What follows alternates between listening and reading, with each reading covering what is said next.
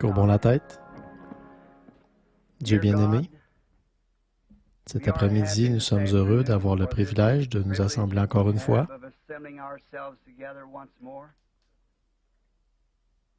Et toi seul, Seigneur, tu sais combien nos cœurs ont soupiré après cette heure où nous pourrions être de nouveau ici devant ton peuple pour apporter ce message dont nous sentons de façon si vitale qu'il est si urgent en cette heure.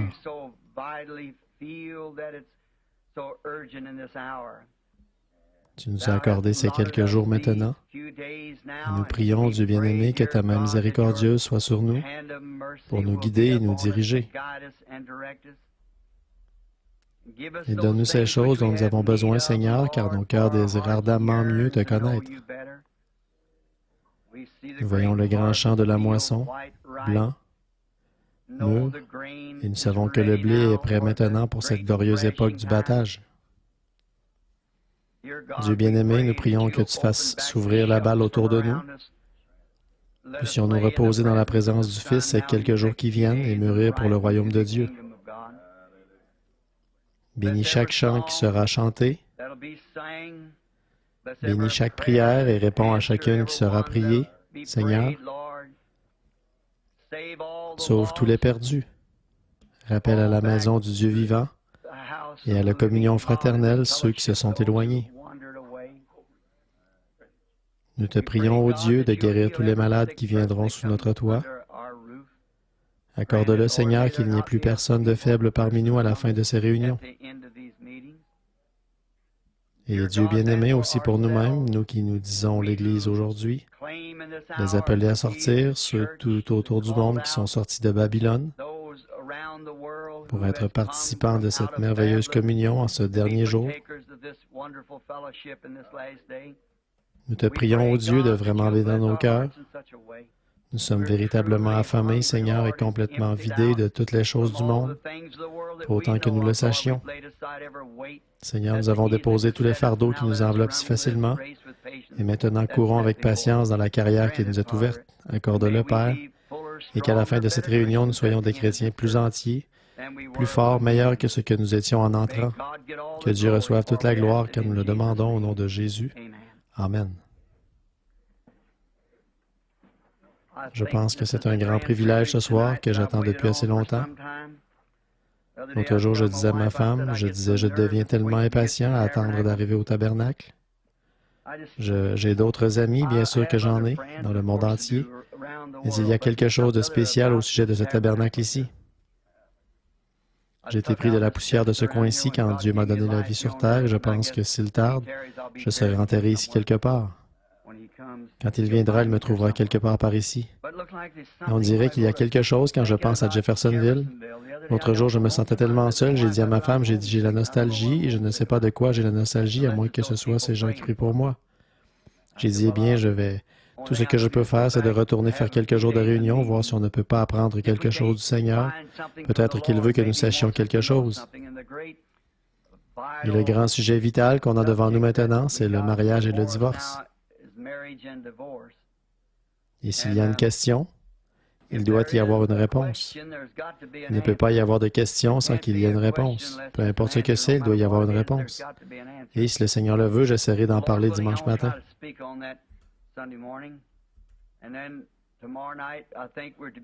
Et alors, demain soir, je pense qu'on sera là-bas à la... Elle s'appelle comment déjà cette école? La salle Parkview. Comment?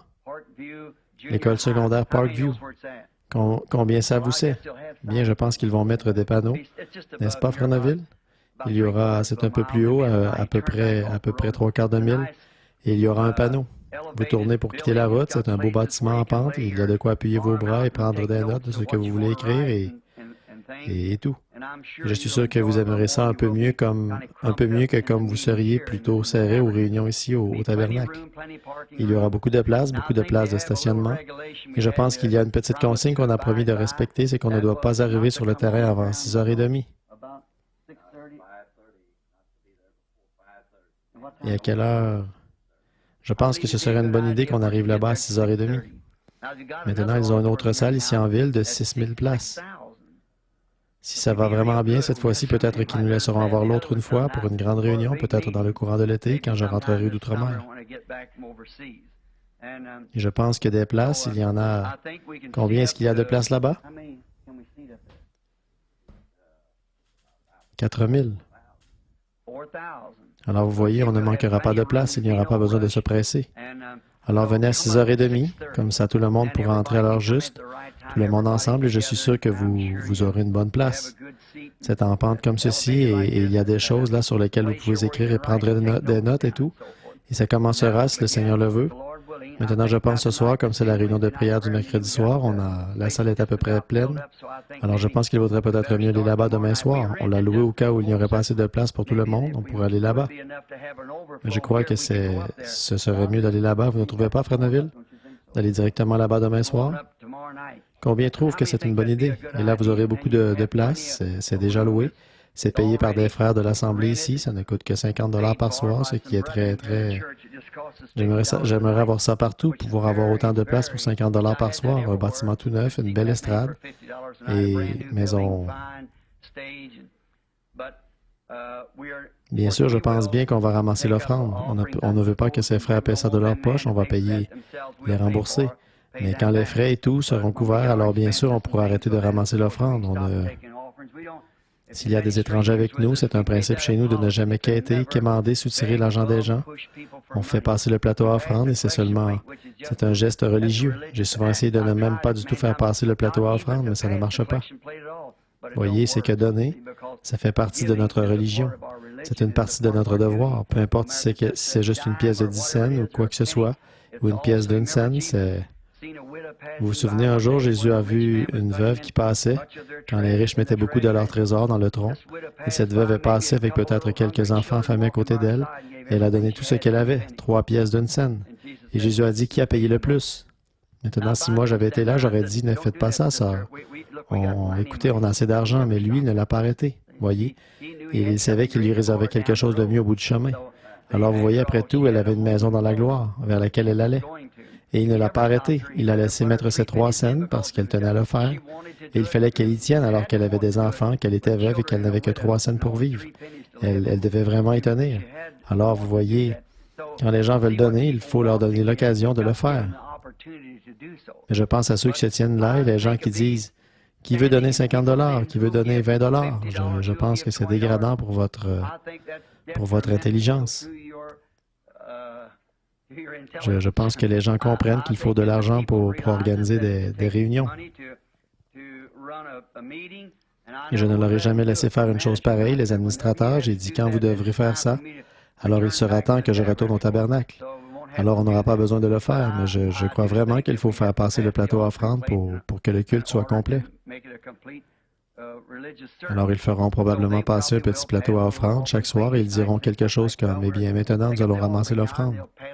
Ils feront passer le plateau à offrande et ce sera tout. Et chaque soir, si le Seigneur le veut, je pense que le Seigneur m'a mis à cœur un message bien précis pour l'Église. J'ai passé plusieurs jours à prier et je ne vais pas commencer à en parler maintenant. C'est que l'autre jour, il s'est produit quelque chose de vraiment phénoménal, de vraiment merveilleux. Et j'ai bien hâte de vous en parler. Et maintenant, le sujet principal, je pense, pour lequel Billy disait que la plupart avaient appelé, c'était sur le mariage et le divorce. Ce qui est un sujet très important et je ne savais pas comment l'aborder. Alors je suis allé prier à ce sujet et le Seigneur m'a rencontré. Et je sais que moi je ne l'ai pas, mais Dieu me l'a donné. Maintenant je l'ai. Dieu m'a donné la réponse juste. Voyez, je sais que c'est vrai. Et alors, je ne sais pas encore exactement, peut-être dimanche, il se peut que je demande à nos sœurs de ne pas venir à la réunion de dimanche, mais je ne sais pas. Ça dépendra si les femmes mariées veulent venir avec leur mari. Il y a des choses vraiment capitales qui doivent être dites. La vérité là-dessus est comment... Alors nous voulons l'exposer entièrement comme il faut, par l'ainsi dit le Seigneur. Alors vous l'aurez. Alors vous connaîtrez exactement la vérité, et je compte sur lui pour le faire. Et maintenant, j'étais là-bas au restaurant l'autre jour en train de manger et Jerry et les autres vous cherchaient.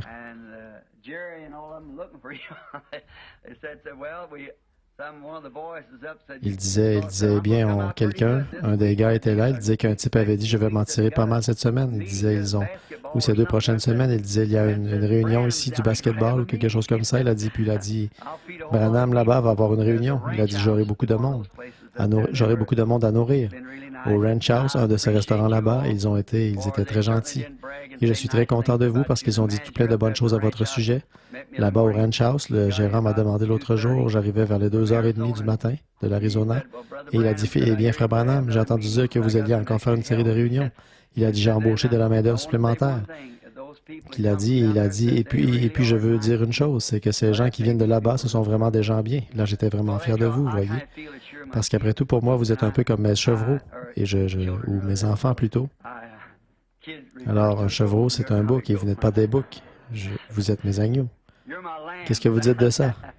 Vous êtes les agneaux du Seigneur qu'il m'a chargé de nourrir. Et j'ai confiance qu'il me permettra de le faire.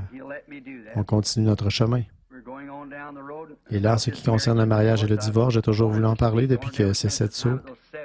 Vous savez, tous les mystères devaient être révélés là-dedans, dans l'ouverture de ces 7 sceaux, tous les mystères de la Bible. Et je me dis que maintenant, comme je commence à me faire vieux, je me dis que je pense que je ferais mieux au moins de le mettre sur bande au cas où il m'arriverait quelque chose. Alors l'Église se demanderait, on se demande ce qu'il avait à l'esprit, qu'est-ce qu'il aurait dit. Et tous ces sujets qui ont l'air d'être si difficiles, je pense qu'avec l'aide du Seigneur, je vais tâcher de vous les apporter. Comme ça, s'il arrivait quelque chose et que je dois m'en aller avant qu'il revienne, alors vous aurez l'information. Je pense qu'on a des nouveaux livres qui sont parus. Je vois Sir Vail. Je ne sais pas si le docteur est ici ou pas. Est-ce qu'il est ici, Sir Vail? Il doit être dans la réunion. Je ne le vois pas. Mais, oh oui, tout au fond. Et Frère Vail a écrit un livre et je crois qu'aujourd'hui, on m'a dit 2. 2. Frère Vail, est-ce que c'est juste? Vous en avez 2 là, maintenant? 2 livres? Maintenant, je ne sais pas. D'après ce que j'ai compris, chaque personne peut en avoir un exemplaire. Alors, c'est ce que j'ai compris. Je peux me tromper. Il y a aussi les 7 âges de l'Église qui sont terminés. C'est bien ça, Frère Vail? Et ils sont sous presse maintenant. Et je suis sûr que vous voudrez vous les procurer parce qu'ils apportent la réponse à une foule de questions qui vous tenaient à cœur. Et après ça, on va essayer d'avoir les 7 sceaux ouverts, vous savez, en livre, pour que chacun puisse le lire sous une forme qu'ils veulent, qu'ils peuvent comprendre et qu'ils puissent l'étudier. Je trouve que quand c'est écrit, d'abord, on l'a pris directement de la bande, comme c'était écrit ou dit. Vous savez, on peut apporter une prédication, c'est une chose, mais rédiger un livre, c'en est une autre. Voyez, comme s'il m'arrivait d'effleurer un sujet, comme je vous dirais à vous, vous comprendriez, je dirais maintenant la semence du serpent. Voyez, eh bien maintenant, celui qui lirait ce livre, si on transcrivait ça, il se demanderait qu'est-ce que c'est que la semence du serpent, vous voyez. Il ne saurait pas. Si ça arrivait dans un endroit comme Princeton ou quelque part, alors il penserait qu'on est des gens sans intelligence. Alors j'ai demandé à Frère Vail de m'aider un peu avec ça et de garder la même idée et d'arranger la grammaire là-dedans. Je suis certain que ma grammaire à moi, ce serait un mystère pour eux, sûrement. Alors le Frère Vail est vraiment fort là-dedans. Alors il est comme un... Et puis en faisant ça, je pense que notre précieux frère a dû y trouver un peu d'inspiration en plus, d'une certaine manière. Et il a dit qu'il allait lui-même écrire quelques livres en s'inspirant de ceux-là. Alors il en a écrit un qui s'appelle, je crois, Le prophète du 20e siècle, et un autre, l'Église de Laodicée, je crois, ou quelque chose comme ça. Et Billy m'a dit ça ce soir, que je crois qu'il en est arrivé plusieurs milliers aujourd'hui. Quelqu'un les a apportés du Texas, et comme ça, ils seront ici. Et ils vont annoncer ça, je pense, à combien ils sont. Je pense qu'ils sont déjà payés, je ne suis pas sûr, et s'ils le sont, ils vous seront donnés, vous voyez, pour gratuitement. Et nous espérons qu'ils vous plairont. Si oui, serrez-la main à Frère Vail là derrière et dites-lui combien vous appréciez. Pour moi, je n'ai jamais lu ça. Si je les lisais, je pourrais changer d'avis là-dessus, alors je vais essayer de les lire cette semaine, pendant que j'en ai l'occasion, si je peux. Maintenant, comme on est mercredi soir, notre série de réunions commencera officiellement demain soir. Et je trouvais que, vu que je suis ici parmi vous, je ne pouvais simplement pas rester là-bas à la maison en sachant que vous étiez tous ici. Vous savez, c'est comme quand on a de la famille qui arrive et qu'on se dépêche d'aller les accueillir au bout de l'allée. Vous savez. Et j'ai pensé que j'allais tout de suite venir vous souhaiter la bienvenue à Jeffersonville. Et alors, la semaine dernière, Non, excusez-moi, c'était il y a à peu près 3 semaines. Je suis rentré. J'étais parti J'avais été à des réunions dans tout l'Arizona là-bas et j'étais rentré pour essayer de me détendre. Alors, je suis parti à la chasse et j'ai eu le record de l'Arizona pour le plus gros puma. Je l'ai poursuivi sur 20 000 à travers la forêt pour l'attraper.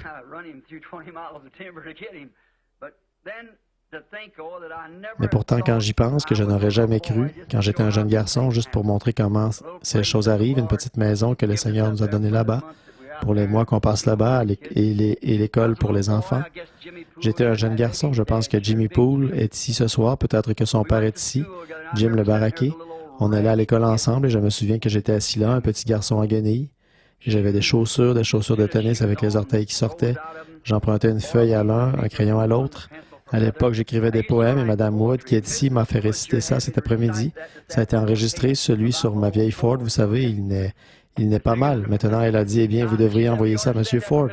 J'ai dit, il y a trop de vérité. Je crois sur l'avant qui vibre, la boîte de vitesse qui grince et le volant qui ressemble à un casse-tête chinois. Mais j'ai toujours dit que la seule chose que j'avais à faire, c'était de compter les 4 pneus et de la secouer assez pour qu'elle démarre et puis de monter dedans. Je disais, ce n'était pas mal quand je la démarrais dans une côte. Elle commençait à tirer très lentement et elle faisait « Je pense que j'y arrive, je pense que j'y arrive, je pense que j'y arrive ». Et puis de l'autre côté, elle reprenait en faisant « Je pensais bien que j'y arriverais, je pensais bien que j'y arriverais ». Voyez, c'est comme ça qu'on monte cette côte, comme le voyage du pèlerin. Alors, j'avais un petit poème que j'ai écrit quelque chose comme ceci. Et il disait, maintenant, pensez donc, j'avais seulement une douzaine d'années. Et l'autre jour, j'étais là, je regardais vers le canyon, et j'étais en train de penser que ce puma serait exposé ici dans mon bureau, derrière une vitrine, dans une vitrine de verre. Je pensais ce petit poème, je suis retourné le chercher, quelque chose comme ceci. Pensez seulement comment Dieu. Est-ce que vous croyez que Dieu est dans tout ce qui est inspiré? Dieu doit écrire un chant. Est-ce que vous croyez que Dieu est dans les chants? Jésus l'a dit, il s'est reporté à David. Ne savez-vous pas ce que David a dit dans les psaumes? Vous savez, pensez à la crucifixion elle-même. David l'a chanté dans le psaume 22. « Mon Dieu, pourquoi m'as-tu abandonné?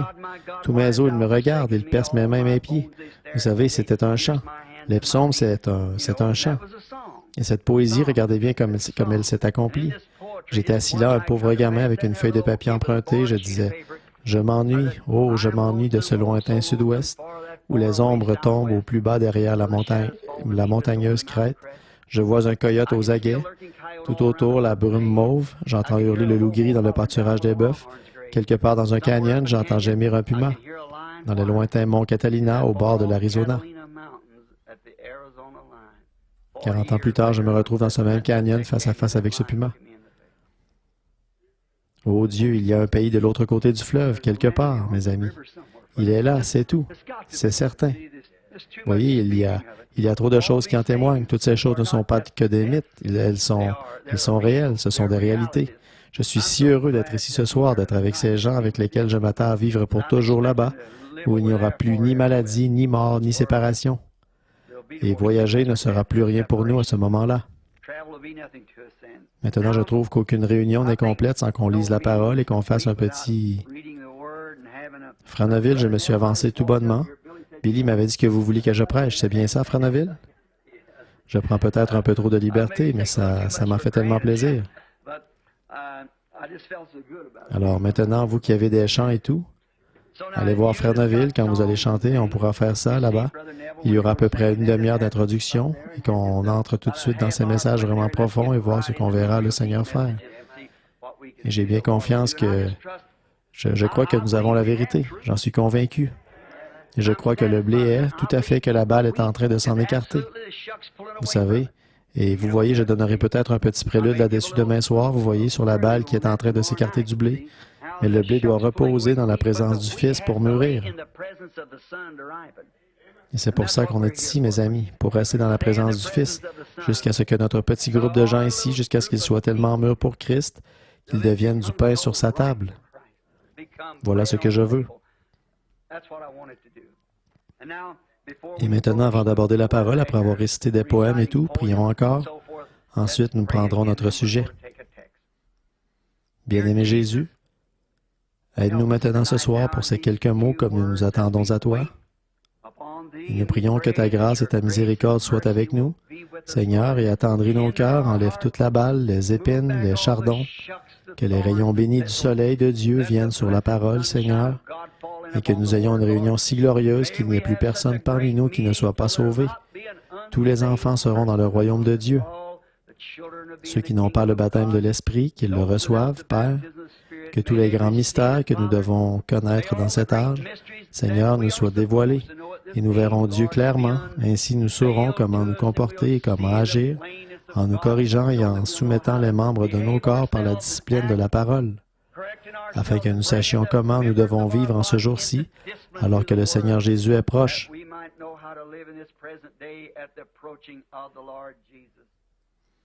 Alors que je lirai de ta parole ce soir, Seigneur, il se peut qu'à cause de mon peu d'instruction, je réussisse à lire certains mots, et peut-être que j'en prononce mal d'autres. Mais Seigneur Dieu, toi seul peux en faire sortir le contexte. Tu es le seul qui puisse le faire. Il n'y a aucun moyen pour qu'un être humain puisse jamais y arriver. C'est entre tes mains, Seigneur. Alors donne-nous chaque soir ces choses qui sont cachées dans ta parole, afin que nous soyons de meilleurs chrétiens et que nous vivions comme il faut à l'heure où nous sommes, comme des chrétiens modèles. Nous le demandons au nom du Seigneur Jésus. Amen.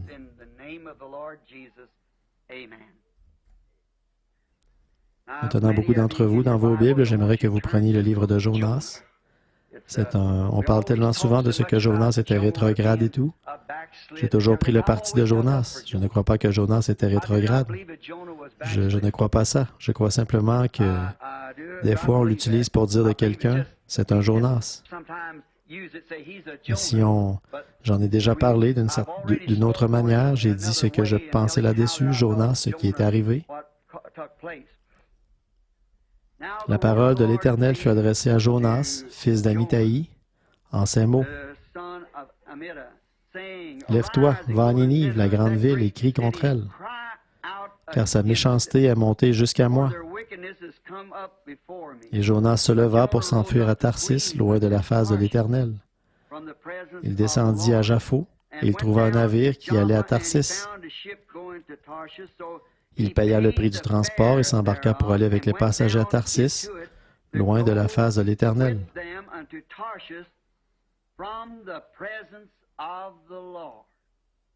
Quelle triste fin! Un homme qui fuit la face de l'Éternel, et c'est mon sujet. Maintenant d'abord, nous voulons penser à ceci. Jonas était la principale raison, je crois, pour laquelle il a fait cette chose extraordinaire-là. C'est parce que Jonas était juif. Il lui a été demandé d'aller dans une ville des nations pour crier contre elle. Et il pensait qu'il ne serait pas reçu. En effet, les gentils se diraient, « Qu'est-ce que ce juif a à faire avec nous? » Mais vous voyez, autre chose, ça nous fait voir quelque chose de glorieux ici, c'est que Dieu n'est pas seulement le Dieu des Juifs, mais il est aussi le Dieu des gentils. Il est le Dieu de tous les peuples. Il avait choisi les Juifs, c'est tout. Les Juifs étaient appelés le peuple choisi de Dieu. Ils avaient été choisis dans un but particulier, et ce but, c'était de leur donner la loi, et ils n'arrivaient pas à s'y conformer.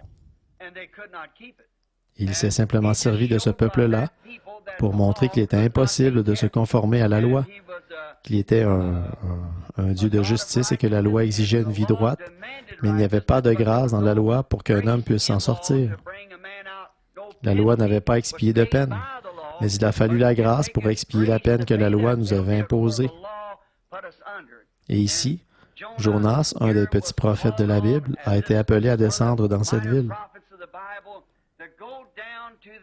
Et là, on voit un exemple de nous tous. Chacun d'entre nous, on fuit toujours quelque chose. On fuit les difficultés. On fuit les responsabilités. On a tous tendance à faire ça. On est plus porté à fuir. On est plus porté à fuir qu'à rester là et à faire face. Vous voyez, c'est simplement qu'on se met à fuir. Des fois, on est porté à fuir le travail. On ne veut pas travailler. Il y a des gens qui s'imaginent simplement qu'ils peuvent gagner leur vie sans travailler. Mais je pense que c'est Salomon qui a dit que c'est là qu'on peut trouver la réponse en observant une fourmi. Vous savez, une petite fourmi, on m'a dit que si cette fourmi, chacune, si elle ne travaille pas pour faire des provisions, cette fourmi ne mange pas non plus cet hiver-là. Alors chacun doit travailler. On a tellement de choses qu'on doit faire, tellement de responsabilités auxquelles on doit faire face. Tout le monde doit faire face à une certaine responsabilité. Quand vous allez pour choisir votre épouse, pour vous marier, ou choisir votre mari, vous devez prendre une responsabilité. Et alors, vous devez vous souvenir, peut-être que vous construisez une belle maison, jolie. Et alors, souvenez-vous, en tant que femme mariée, vous devez penser à la responsabilité d'élever des enfants. Et vous devez penser que ces beaux murs bien lisses seront pleins de traces de petites mains sales. Ensuite, vous avez la responsabilité d'éduquer vos enfants. Vous avez la responsabilité de les vêtir et de les nourrir. Tout est une responsabilité. Et c'est si facile quand les responsabilités sont devant nous de les esquiver. Et on découvre que le mariage est une responsabilité à tous les points de vue. Même très souvent, on trouve, ce n'est pas facile à dire, mais c'est vrai, que des serviteurs de Dieu souvent esquivent une responsabilité de prendre position pour la vraie parole de Dieu quand ils y sont confrontés. Ils esquivent cette responsabilité. Quand nous, les êtres humains, on est confrontés à la vérité de la parole de Dieu, on a tendance à reculer jusqu'à la dernière limite. Je viens juste d'avoir une conversation avec mon petit-neveu. Là-bas, il est catholique et j'ai baptisé ce garçon au nom de Jésus-Christ ici il y a quelques années. Et il s'est mis à sortir avec une fille et il s'est fait catholique. Et j'ai tenu la main de sa mère quand elle était en train de mourir là-bas. Elle m'a dit les derniers mots. « Prends soin de Melvin. » Et dernièrement, il a eu des songes. Et il ne peut simplement pas, chaque jour, la semaine passée, il a eu des songes. Il a dit, j'entrais dans ton église, oncle Bill, et tu étais là debout en train de prêcher. J'accourais pour me mettre à faire une confession. Je me réveillais. Il a dit, j'ai eu tort. Je lui ai dit, Melvin, tu n'as pas besoin d'interprétation pour ça. Ta place, c'est là-bas. C'est là que tu dois être. C'est ça, voyez. Mais d'assumer des responsabilités, parfois, ça nous écorche de faire ça. Et comme père, d'assumer la responsabilité de donner une correction à votre enfant. Ces petits-enfants, vous ne voulez pas faire ça. Mais en tant que père ou que mère, vous devez assumer la responsabilité d'élever cet enfant parce que la Bible a dit, « Ménage la verge et tu gâteras ton fils. » Et ça tient encore bon aux yeux de chaque psychologue qu'il y a dans le monde. Ça reste toujours la vérité de Dieu. S'il y avait eu plus de ça mis en pratique, on n'aurait pas eu autant de délinquants juvéniles et tout ça, et la pourriture qu'on a dans le monde aujourd'hui. Mais la vieille règle d'or du foyer a été transgressée il y a longtemps, et il laisse les enfants faire tout ce qu'ils veulent. Mais comme je disais, même des prédicateurs, ils vont être confrontés à la vérité, et ils vont s'en détourner. Voyez, il semble qu'il y a quelque chose qu'ils ne veulent pas l'assumer. Souvent, des gens sont venus me voir en disant, « Je sais que c'est vrai, Frère Branham, mais si je faisais ça, ils me mettraient à la porte de l'Église. » Et alors? Si vous ne le faites pas, c'est là-haut que vous serez mis à la porte. De toute façon, vous devez être mis à la porte quelque part, voyez. Alors vous faites mieux d'y faire face au lieu de fuir et de dire, « Eh bien, je vais aller ici, je n'y retournerai pas. » Retournez-y, c'est sûr, et écoutez-en encore.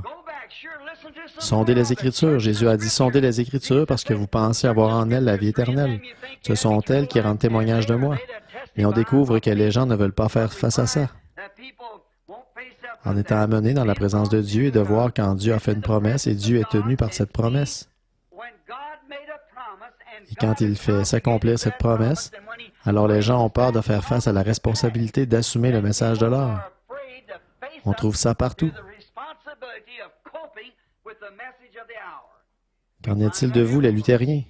Combien de luthériens ont eu peur, de gens ont eu peur d'assumer la vérité de Luther quand il est venu avec la justification? Regardez ce que ça vous a coûté, peut-être votre propre vie, de sortir et de confesser ouvertement Jésus-Christ et de devenir un luthérien. Regardez, vous les méthodistes, comment c'était autrefois. On vous appelait des exaltés, je pense que vous saviez ça. Et ils entraient dans l'esprit, ils étaient secoués par des spasmes. Et on disait qu'ils avaient la danse de Saint-Guy. Les métaux, ça non, ce n'est pas des pentecôtistes, c'était des méthodistes.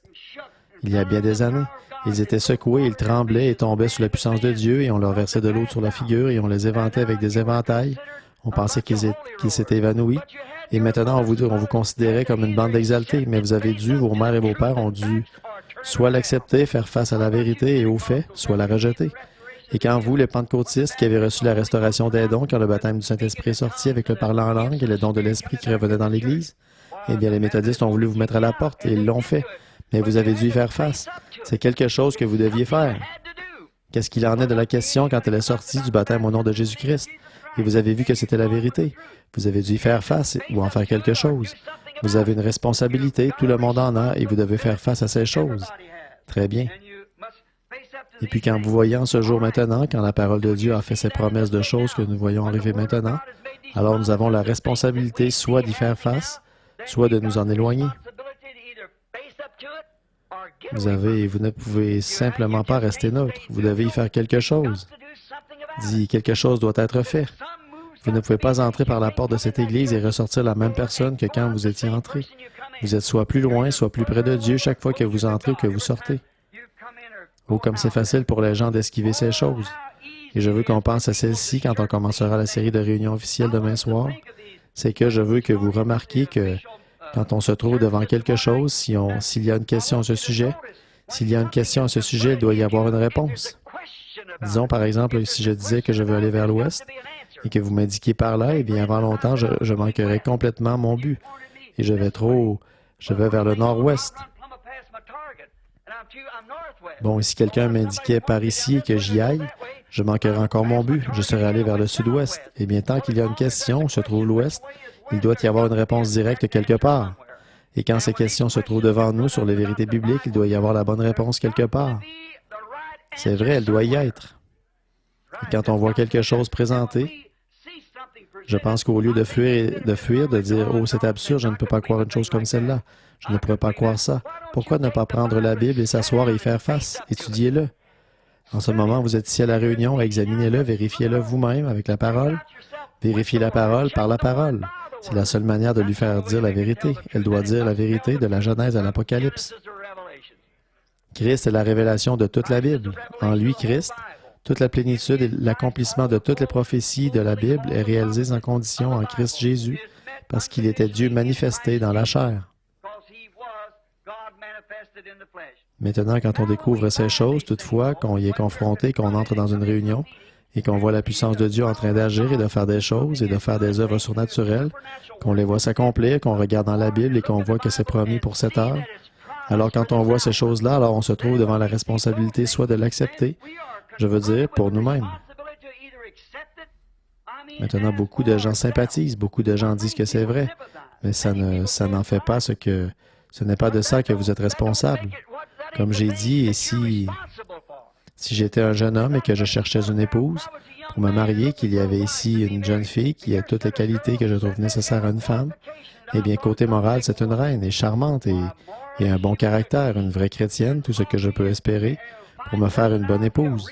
Peu importe combien je dis qu'elle est parfaite, qu'elle est juste comme il faut, elle n'est pas à moi tant que je ne l'ai pas acceptée et que je n'ai pas pris la responsabilité de l'avoir comme femme. C'est la même chose avec le message. Vous pourriez dire c'est vrai ou ceci, cela ou autre chose. Et dire je sympathise avec, je crois que c'est la vérité, mais vous devez l'accepter, il doit devenir une partie de vous et vous une partie de lui. Vous devez, alors il est à vous. Quand vous épousez cette femme que vous avez choisie, c'est là que vous devenez un. Et c'est comme ça que vous êtes avec Christ. Quand vous le voyez manifesté, rendu réel, alors vous êtes une partie de lui et il est une partie de vous. Et ensemble, vous êtes une partie du message. Oh, combien on a de navires dénominationnels qui vont à Tarsis pour les Jonas de ces jours-ci. Il y en a 900 et quelques de navires qui prennent le chemin de la facilité. Ils ne veulent pas y faire face. Jonas ne voulait pas faire face le fait d'aller vers les non-juifs. Il ne voulait pas leur apporter ce message cruel là-bas. Dans 40 jours, vous périrez si vous ne vous repentez pas. Ça le rebutait. Et il se disait, ces non-juifs, on ne sait pas à quoi s'attendre de leur part, mais il devait y faire face, voyez. Seulement, il a pris le bateau de la facilité et il est allé à Tarsis. Il est descendu au fond du bateau et il s'est endormi. Il a choisi le chemin de la facilité.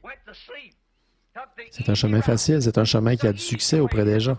C'est facile de prendre le chemin où tout le monde vous passe la main dans le dos et dit que vous êtes un brave type et voici un tel, et où le monde vous tient en haute estime. C'est facile de suivre le chemin du plus grand nombre. Mais quand vous devez faire quelque chose de différent, quand vous devez vous tenir à votre conviction de ce que vous savez être la vérité, c'est là qu'il y a la partie difficile. C'est là que les frictions arrivent. C'est en plein là. Ou comme on a souvent chanté ce vieux cantique, qu'il est facile quand on navigue sur une mer calme, de se confier dans la force du grand bras de Jéhovah. Mais oh, que les vagues se mettent à souffler, que le vent souffle et soulève les vagues, alors qu'est-ce que vous faites? Quelque chose comme on m'avait raconté une fois, qu'une dame avait dit à l'époque des voitures à cheval. Elle a dit que le cheval s'était emballé avec elle en rentrant de l'église. On a dit, qu'est-ce que vous avez fait? Elle a dit, j'ai fait confiance au Seigneur jusqu'à ce que les rênes lâchent. Eh bien, c'est là le moment de faire confiance au Seigneur après que les rênes ont lâché. Vous faites confiance aux rênes jusqu'à ce qu'elles aient lâché, oui. Et alors, on découvre qu'il y a beaucoup de chemins faciles, de bateaux qui vont à Tarsis.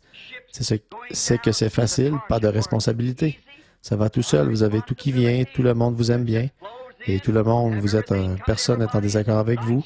Vous n'êtes en désaccord avec personne. Maintenant, ça, c'est une vraie lavette. C'est ça, aucune personnalité. Tout passe. Ou n'importe qui, peu importe qui vous êtes, ni ce que vous défendez. En fait, des gens qui ont l'esprit normalement tourné auront plus d'estime pour vous si vous tenez ferme sur votre conviction de ce qui est juste. C'est vrai, peu importe. Prenez une femme, elle aura beau ne pas être très attrayante, et quoi qu'elle soit, mais que cette femme prenne position pour les principes de la féminité, qu'elle se tienne comme une dame, et si n'importe quel homme a un tant soit peu de virilité en lui, il la défendra. Absolument, on apprécie quelque chose que quelqu'un a, qu'il croit être la vérité, et qu'il tient ferme pour ce qu'il pense être juste. Tellement mou, voilà comment trop de chrétiens sont aujourd'hui. Ils sont si ramollis et tout qu'ils pensent que tout ce qu'il y a à faire, c'est de se joindre à une église, entrer quelque part, mettre leur nom sur un registre ou faire un petit quelque chose, sauter, crier ou quelque chose comme ça et appeler ça être chrétien. Être chrétien, c'est une vie de tous les jours, rude. Vivre pour Dieu dans ce monde présent. C'est avoir le feu et l'amour de Dieu qui brûle constamment dans le cœur, qui vous enflamme et qui vous font aller là-dedans avec les gens et faire des convertis à Christ. Des responsabilités. Mais c'est facile de suivre le train du monde, c'est facile de suivre le courant. Allez là-bas, vous asseoir dans votre bateau sur la rivière, prenez vos rangs et mettez-vous à ramer à contre-courant. Vous n'allez pas bien vite, et c'est dur. Mais lâchez seulement les rames et regardez à quelle vitesse vous passez devant les arbres, en descendant, mais regardez où vous allez. Quand les choses flottent facilement, souvenez-vous, vous allez vers une grande cataracte là-bas, ou en quelque sorte, vous allez vers les chutes et avant longtemps, vous allez être précipité dans ces chutes. De flotter simplement avec le monde, facilement comme ça va, vous ne voulez pas ça, non monsieur, mais vous devez accepter votre responsabilité. Maintenant, vous le croyez, vous pensez que c'est la vérité. Et la responsabilité que Dieu nous a donnée aujourd'hui d'apporter ce message, et comme je prends de l'âge et je sais que mes jours raccourcissent, je ressens cette responsabilité plus que jamais. Avancer sans relâche, nous devons le faire. Nous devons nous y mettre partout où nous allons et annoncer le message. Et dire aux gens que Jésus-Christ revient, qu'il est Dieu et qu'il vient bientôt. Il ne reste aucun autre espoir pour le monde que la venue du Seigneur.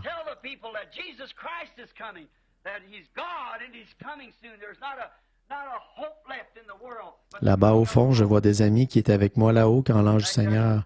Ces gars qui sont assis ici, je pense qu'ils ont trouvé l'endroit où ça s'est passé là-haut. Et souvenez-vous simplement de ce que le Seigneur a dit ce jour-là à Frère Wood. Il montait la colline et il était en quelque sorte en train de pleurer parce que sa femme était malade et le Seigneur a dit « Ramasse ce caillou et lance-le en l'air et dis ainsi dit le Seigneur. » Et j'ai fait ça et Frère Wood est assis comme témoin.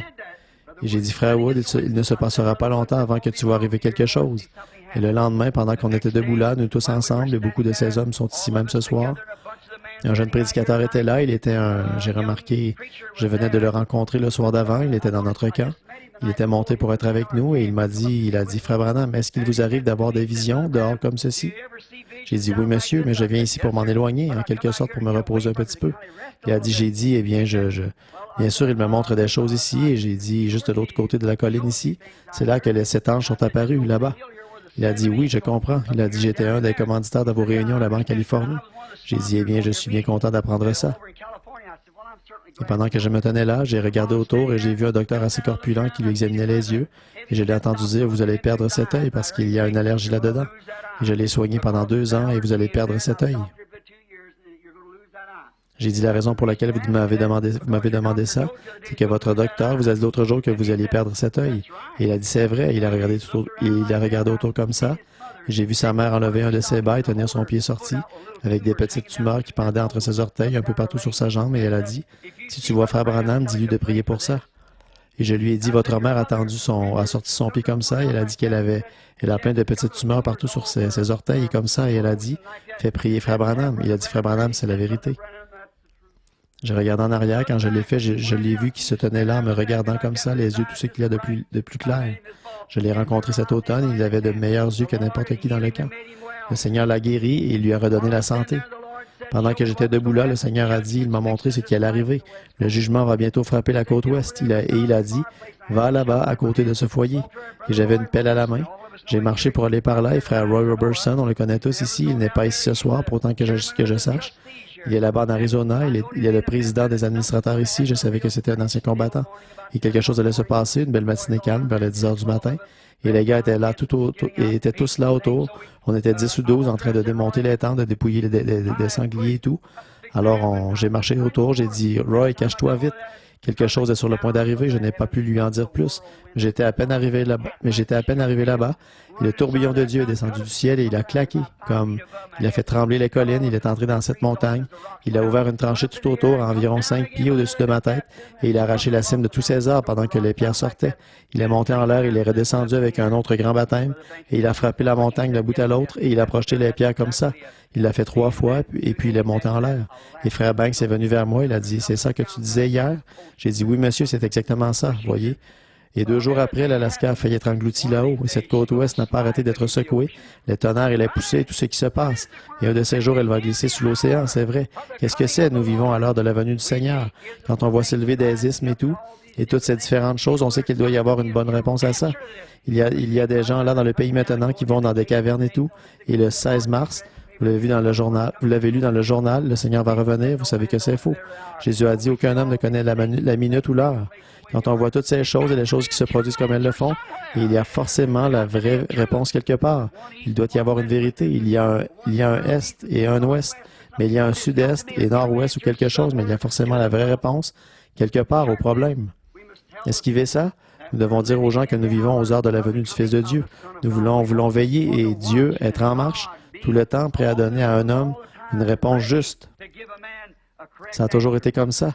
C'est dans l'homme. Il s'est esquivé, il s'est éloigné de Dieu. Depuis Adam dans le Jardin d'Éden.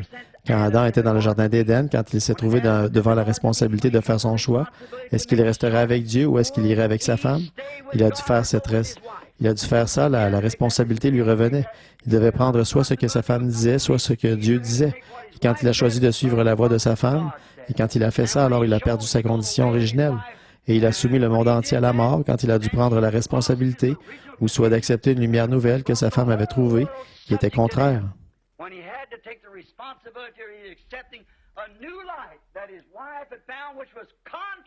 Oh Dieu, pensez-y, Dieu leur avait seulement donné environ 8 ou 10 mots à garder. Mais de cet arbre-là, tu n'en mangeras pas. C'est tout ce qu'ils avaient à garder. Et même avec juste ça comme parole, ils l'ont transgressé. Alors Adam a dû faire face. Est-ce que je vais faire ce que ma femme m'a dit de faire, ou est-ce que je vais faire ce que Dieu m'a dit de faire? Et il s'est éloigné, les yeux ouverts. Il devait prendre la responsabilité. Ça a précipité la race humaine tout entière dans la mort. Alors cet autre Adam est venu, qui était Christ. Il n'y a jamais eu quelqu'un comme lui. Quelqu'un dire qu'il n'était pas Dieu. Son caractère unique a prouvé qu'il était Dieu. Il n'y a jamais eu une créature qui a vécu comme lui. Il vivait dans un monde à lui. Il est né en dehors du domaine naturel. Alléluia. Il est le Créateur lui-même fait chair. Qui aurait jamais pu se tenir où il s'est tenu? Qui a jamais parlé comme lui? Qui aurait jamais pu dire les choses qu'il a dites? Qui aurait jamais pu faire les choses qu'il a faites? Son caractère unique a prouvé qu'il était Dieu. Il n'y a aucun prophète ou quoi que ce soit d'autre qui aurait pu faire ce qu'il a fait, qui aurait pu appeler les morts à sortir de la tombe, qui aurait pu arrêter le ciel et faire tout ce qu'il voulait. Il était Dieu. Qui aurait jamais pu prendre sa place? Qui? Qui pouvait-il être d'autre que ce Dieu parfait, immortel, qui a été fait chair et qui a habité parmi nous? Il n'y a jamais rien eu qui lui soit comparable. Il vivait dans un monde à lui. Aucun homme n'a jamais parlé comme lui. Dès qu'il ouvrait la bouche, il y avait quelque chose là, qui était différent de n'importe qui d'autre. Quelqu'un a dit qu'il était seulement un homme ordinaire. Je proteste. Il était Dieu. Voilà ce qu'il était, car aucun homme n'a jamais parlé comme lui. Aucun homme n'aurait pu parler comme lui parce qu'il était la parole vivante elle-même, faite chair, la manifestation de la plénitude de Dieu.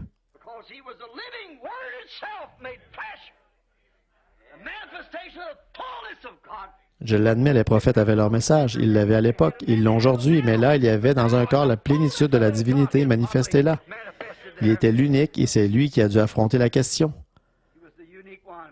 Avec toute la puissance qu'il avait, il aurait tout à fait pu être le roi du monde. Il le sera, et pour ses saints, il l'est déjà. Il s'est tenu là.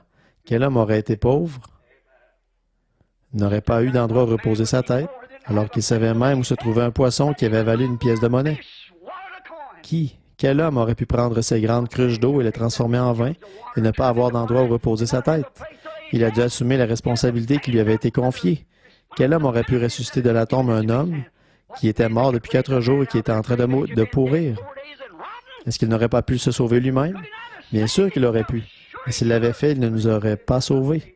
Il a dû assumer la responsabilité à cause de son obéissance à la parole.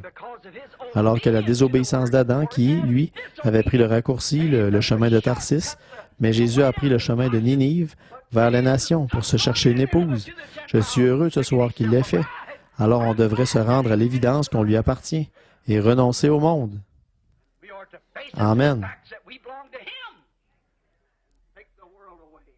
Chaque homme a dû l'assumer, qui a une responsabilité devant Dieu.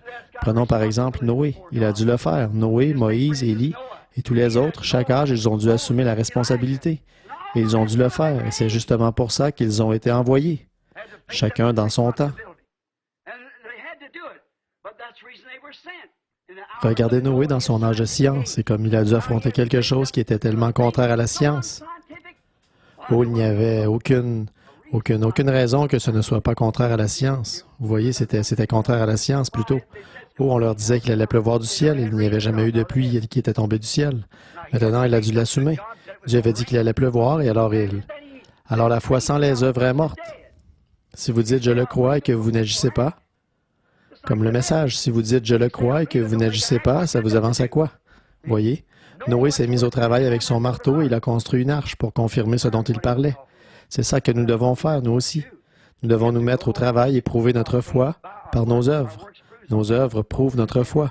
Et Moïse a dû le faire et Élie a dû le faire. Chaque prophète dans son âge a dû se tenir debout et faire face à ses responsabilités. Mais il y en a beaucoup qui n'ont pas fait comme Jonas, il a fui. Eux, non. Remarquez, crie contre elle. Oh là là, c'est ça. Voilà ce que c'est. Crie contre elle. C'est là qu'on peut vérifier. Rien qu'aller là-bas, dire à ces gens, dites, « Je suis venu me joindre à vous, les gars.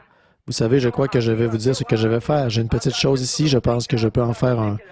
Tous nous rassembler, on fera ceci, cela ou autre chose. » Mais c'était cri contre elle, quand vous devez crier contre quelque chose. Maintenant, il a dû crier contre tout ce qu'il y avait là-bas, crier contre la ville, crier contre leur travail, crier contre leur église, crier contre leurs prophètes, crier contre leurs prédicateurs, crier contre leurs prêtres. Crie contre elle, contre tout. Crie contre elle. Noé a crié contre son âge. Bien sûr, il l'a fait contre les églises de son âge. Moïse a très certainement crié contre son âge, contre les gens, les prêtres, et ainsi de suite. Il a crié d'un bout à l'autre du désert. À chaque croisement, il criait. Il criait sans arrêt après le peuple. Élie était très mal vu dans son jour parce qu'il criait contre cet âge-là. Il l'était certainement. Jean-Baptiste était très mal vu dans son âge. Il a crié contre son âge. Il a dit au roi, le potentat du pays, il avait épousé la femme de son frère. Il a dû prêcher sur le mariage et le divorce ce matin. Alors il a crié contre ça. Il a dit, il ne t'est pas permis de l'avoir. Ça lui a coûté d'avoir la tête tranchée plus tard, mais il a crié et il est resté à son poste. Il n'a jamais pris le bateau pour Tarsis en disant « Eh bien, je veux bien être d'accord avec toi, Hérode. C'est bon, puisque tu trouves qu'elle est gentille, qu'elle est une bonne épouse pour toi. Vas-y. Oh, miséricorde, c'est la vête, vous voyez, ou oui, n'importe quelle petite chose. Ça, ce n'est bon rien qu'à nettoyer des assiettes sales. » Mais remarquez, Jean n'était pas comme ça.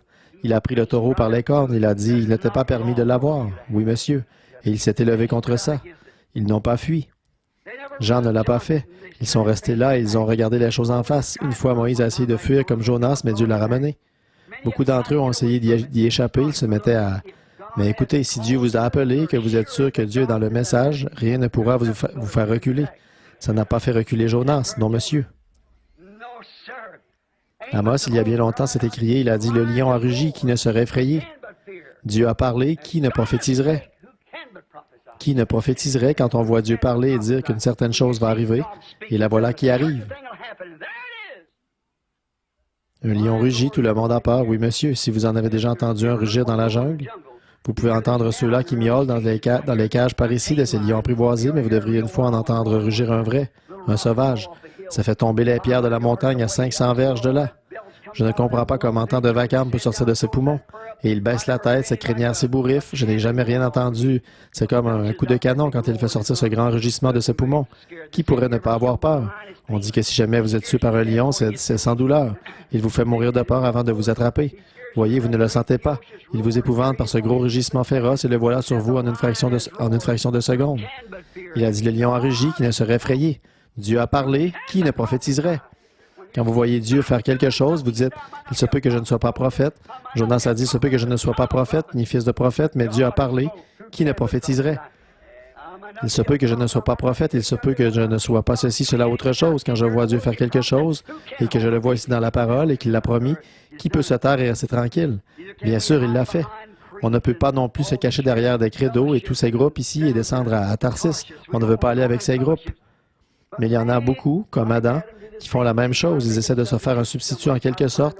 Ils cherchent un moyen de s'en sortir et ils se font un substitut pour affronter Dieu. Une fois qu'ils savent qu'ils ont tort, quand ils ont été confrontés à la vérité, il a suivi sa femme et il a fait exactement ce que Dieu lui avait dit de ne pas faire. Il a avancé tout droit et il l'a fait quand même. Alors il s'est retrouvé nu. Elle et lui, tous les deux dans le jardin d'Éden. Leurs yeux se sont ouverts, ils savaient ce qui était bien, ce qui était mal à ce moment-là. Et là, il a essayé de trouver un substitut pour se couvrir avec ça. Maintenant, c'est à peu près comme ça qu'on fait aujourd'hui. Une excuse, on dit, eh bien, je vais te dire, si c'était ici, ou si ceci, ou si, c'est comme, voyez, mais vous devez faire face à la chose, ou bien c'est juste, ou bien c'est faux. Et si c'est juste qu'on s'en tienne à ça, si c'est faux qu'on s'en éloigne. C'est tout, trouvez ce qui est juste, pas question d'attendre plus longtemps. Trouvons tout de suite ce qui est la vérité, ce qui est juste, et qu'on s'en tienne à ça. Nous savons que c'est vrai. Maintenant, nous trouvons aujourd'hui que les gens sont tellement, on dirait qu'il n'y a plus aucune sincérité dans les églises. Là-bas, on habite dans la maison d'une précieuse sœur qui vient à l'église ici. Elle est probablement assise ici ce soir. Et elle la loue aux gens. Et elle a été vraiment très gentille avec nous pour cette maison, de nous laisser avoir la maison. Alors, je mentionnerai bien son nom, mais elle ne voudrait peut-être pas que je le fasse. Et elle a été si gentille avec nous et on ne voudrait surtout pas la dénoncer. Mais elle a été une femme très, très gentille. Et dans la maison, il y avait une télévision, là dans un coin. On a une petite, des maisons jumelées. J'ai une grande famille et pas mal d'enfants et vous savez, il leur faut des lits, il y en a plein, des tas d'affaires dessus, alors on doit enjamber ceci et cela quand on entre et quand on sort.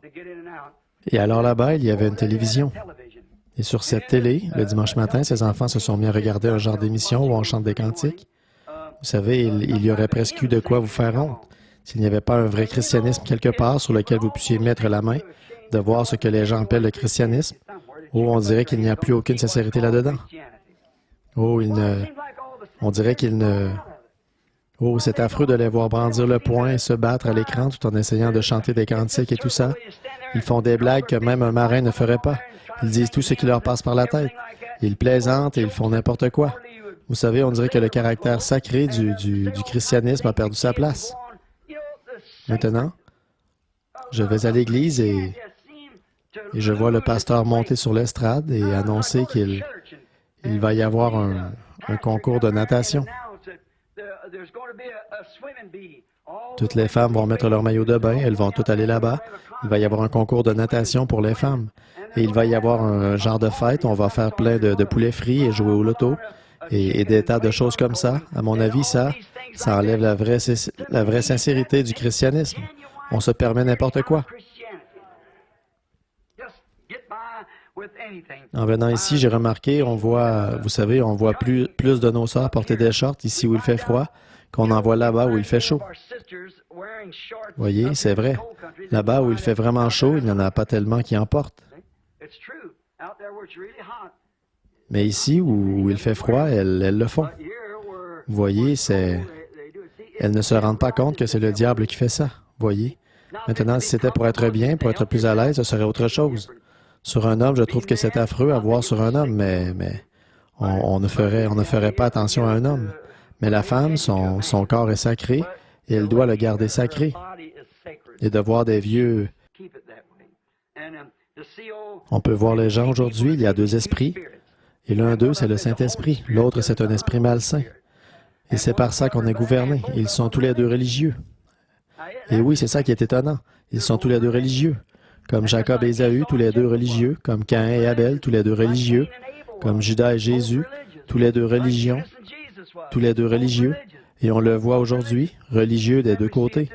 Vous voyez, c'est le même esprit. Les gens meurent, mais l'esprit ne meurt pas. Ils continuent. Tous les deux religieux. Il y a un côté qui possède le Saint-Esprit, ceux-là vivent la vie qu'ils doivent vivre et ils marchent dans la piété et l'honnêteté. Ils ne vous rouleraient pas d'un centime et ils font tout aussi honnêtement qu'ils peuvent pour vous aider. Et les autres vont aussi gentils qu'on peut l'être. Et les autres, on voit, c'est tout à fait l'inverse. Et pourtant, tous les deux sont des esprits religieux, les deux. L'un, le Saint-Esprit, et l'autre, un esprit malsain. Et si vous remarquez, même s'ils se disent religieux, ils vont se moquer de vous. Ils vont vous traiter d'exaltés. Ils font tout ce qu'ils peuvent. Ils ne tiennent pas compte de l'immuable parole de Dieu, comme si elle n'avait jamais été écrite. Voyez, vous avez beau dire, bon, écoutez, si le baptême, mais j'ai le Saint-Esprit. Et vous êtes là, un cigare à la main, en train de fumer? Oui, j'ai le Saint-Esprit. Moi, je ne pense pas que ce soit mal de prendre un petit verre. Moi, je ne pense pas que... Voyez? Et vous avez remarqué, moi, je ne pense pas, mais Dieu, lui, il pense autrement. Vous voyez, d'après sa parole, voyez? Voyez, et ce qu'ils font, en fait, c'est qu'ils crachent dessus. C'est tout à fait ça. Tout comme ce type-là, cet infirme qui est arrivé en rampant cette fois-là, quand David était excommunié de son trône. Il montait la montagne des Oliviers, s'en allait en pleurant alors qu'il montait, il regardait en arrière. Et ce type-là est sorti en se traînant là et il lui crachait dessus. Et le garde là a dit, je laisserai la tête de ce chien sur lui qui crache sur mon roi. David a dit, laisse-le. Voyez, ils lui ont craché dessus. À peu près 800 ans plus tard, ils ont aussi craché sur son fils, Jésus-Christ. Et aujourd'hui, ils crachent encore dessus comme si ce n'était... Ils n'ont aucun respect, ils s'en fichent, ils haussent les épaules et ils s'en vont. Et ils vous rient au nez. Pourquoi? Ils sont sur un bateau pour Tarsis. Cet appel à Dieu, vous devez crier contre le mal, crier contre le péché, crier contre ce qui est faux.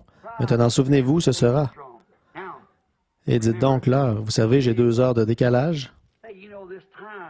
À Tucson, il est seulement 7h10 et je commence à ne plus trop être à ma place ici. Bon. Maintenant, souvenez-vous qu'on devra en répondre. Souvenez-vous, ceux qui crachent sur Christ vont en répondre. Quand David est revenu de son exil, quand il avait fui, quand il est revenu, souvenez-vous que ce type-là s'est jeté face contre terre et il a imploré sa miséricorde. Il avait craché sur David quand il sortait, mais il aurait été prêt à baigner ses pieds de larmes quand il est revenu. Et un jour, ceux qui ont percé Jésus le verront. Et ceux qui le percent aujourd'hui le verront aussi. Un jour, ça les rattrapera. Souvenez-vous, Apocalypse 22, il exige de nous que nous gardions chaque parole qu'il a écrite. Chaque parole. Maintenant, nous savons que sa présence est ici. C'est confirmé, nous l'avons. Et nous sommes confiants que ce sera encore confirmé parmi nous cette semaine, que les malades seront guéris, que de grandes choses vont se passer. Nous ne voulons pas l'opinion populaire. Nous voulons la vérité. Et nous ne voulons pas accepter autre chose que ce que Dieu a dit qui est la vérité. Mais sachez que vos péchés vous atteindront toujours. S'ils ne le font pas ici, ils vous auront jugement. Alors, quelque part, ça vous rattrapera. Oh oui. Mais si vous êtes un vrai chrétien, vraiment appelé, comme Jonas, alors Dieu a déjà payé le prix de votre voyage. Descendez donc de ce bateau pour Tarsis. Dieu vous a prédestiné à cette vie. Oui, monsieur. Si vous êtes un vrai enfant de Dieu, appelé, venez à Christ. Entrez dans sa plénitude. Votre voyage est payé vers où? Il est payé vers Nénive, pas vers Tarsis. Vous êtes prédestiné. Votre bateau, il y a un bateau qui part à l'instant même. Il se met en route. Alors la seule chose à faire, c'est d'embarquer. Et si vous étiez comme Dieu, vous ne pourrez jamais trouver la paix. C'est comme mon neveu tout à l'heure, ça fait à peu près 10 ans maintenant qu'il erre à droite et à gauche. Des fois, le matin, il va à cette église catholique là-bas, et il prend celle-là à cause de ce que dit un Saint-Père là-bas. Et puis un autre par-ci, un autre par-là. Et qu'est-ce qu'il y gagne au bout du compte? Voyez? Et maintenant, il a encore faim et soif. Je lui ai dit, mon garçon, ta place, c'est là-bas à l'hôtel. Voyez? Il n'y a pas moyen d'y échapper. Quand Dieu est à vos trousses, vous faites mieux d'abandonner la partie et d'y aller. C'est tout. Souvenez-vous, Dieu. Eh bien, Dieu était dans le bateau, Dieu était dans la tempête, Dieu était dans le poisson. Partout où il allait, Dieu était là. Voyez, Dieu est là et ça n'arrêtera pas de vous poursuivre. Alors pourquoi attendre plus longtemps? Commençons ce réveil comme il faut. C'est ça. Qu'est-ce que vous attendez? Nous croyons que la venue du Seigneur est proche et qu'il aura une épouse et qu'elle sera prête. Nous ne voulons pas de bateau pour de Tarsis. Nous allons à Nénive. Nous allons dans la gloire. Amen. C'est vrai. Nous allons là où Dieu va bénir et c'est ce que nous voulons faire. Rester dans la présence de Dieu alors avec nos cœurs, pas tellement nos mains, mais nos cœurs devant Dieu jusqu'à ce qu'il nous ait imprégnés et réimprégnés comme ça des rayons de sa gloire et qu'il ait cuit et qu'il ait cuit en nous sa bonté et qu'il ait fait mûrir ce que nous avons pour que ça devienne une réalité. Voyez-vous, et qu'alors nous puissions montrer à d'autres que Jésus-Christ est vivant. Oh là là, nous voulons croire ça. Et souvenez-vous, partout où Jonas allait, Dieu était dans le bateau, Dieu était dans la tempête, Dieu était dans le poisson. Il a continué à suivre Jonas jusqu'à ce que sa volonté parfaite se fasse. C'est vrai. Et si jamais il est à vos trousses, vous pouvez vous esquiver par-ci, vous esquiver par-là, mais vous serez malheureux tant que vous ne reviendrez pas faire la chose que vous aviez commencé à faire pour lui au départ. Voyez, n'allez pas fuir la présence de Dieu. Regardez les choses en face. Si vous croyez que c'est la vérité, alors si c'est la vérité, ça vaut la peine de vivre pour elle, de mourir pour elle et tout le reste. Et si jamais il vous a confirmé que c'est la vérité, alors pas moyen de fuir nulle part. Il sera là de toute façon. Vous ne pouvez pas le faire. Par le prophète auquel il avait pourvu, celui qui l'avait établi, pour aller là-bas apporter ce message.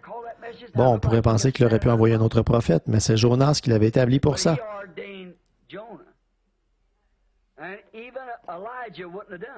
Et même Élie n'aurait pas fait l'affaire, Jérémie n'aurait pas fait l'affaire, Moïse n'aurait pas fait l'affaire. C'est Jonas qui devait aller à Ninive, un point, c'est tout. Il l'a commissionné et lui a dit d'y aller. Et quand il dit « va là-bas », Jonas va à Ninive, personne d'autre que Jonas ne peut y aller. Et quand Dieu vous dit quelque chose, il faut que vous le fassiez. Et personne d'autre que vous. Voyez, on n'a qu'à l'accepter et aller le faire. Nous croyons que nous vivons à l'heure où Dieu est en train de faire quelque chose. Nous croyons que nous vivons maintenant parmi eux maintenant. Je crois que je prêche ce soir à cette assemblée qui est là, en train d'attendre là pour mûrir. Je le crois vraiment de tout mon cœur. Je dirais que c'est maintenant comme ça a toujours été. Maintenant, nous croyons que l'heure est venue où Jean 14:12 doit s'accomplir.